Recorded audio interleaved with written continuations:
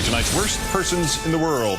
The bronze to writers Jill Zuckman and John McCormick of the Chicago Tribune, mysteriously giving into that newest phenomenon of the press, letting one side trash the other anonymously.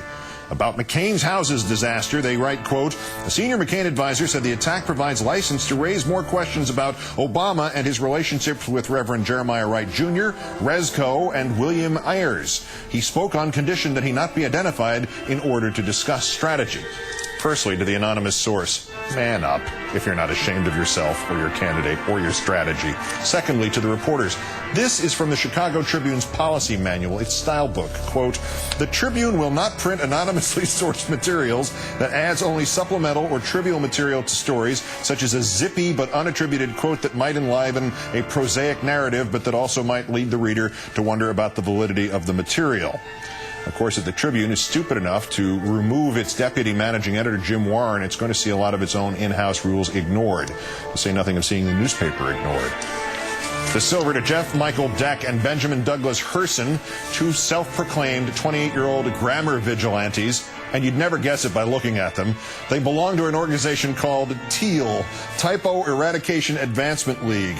In March at the Desert View Watchtower at the Grand Canyon, the two encountered a sign hand-painted 60 years ago by artist Mary Coulter. Spying what they decided was a misplaced apostrophe and a bad comma, the two used whiteout and a permanent marker to correct the artwork. The boys have now been placed on probation, ordered to pay $3,000 worth of repairs, and banned from all national parks for a year. Our sources say the judge was also going to order them to get a life, but apparently it's too late for that. But our winner, Sean Hannity, who in between lunatic and probably legally actionable claims that Barack Obama wants to chase down and kill any infants who might survive a botched abortion, he jumped the professional shark both in terms of journalism and Americanism.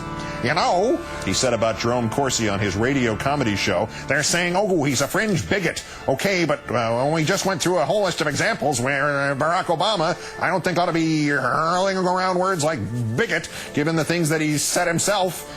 Hannity then played a clip from one of Obama's audio books in which Obama is heard saying, white folks' greed runs a world in need.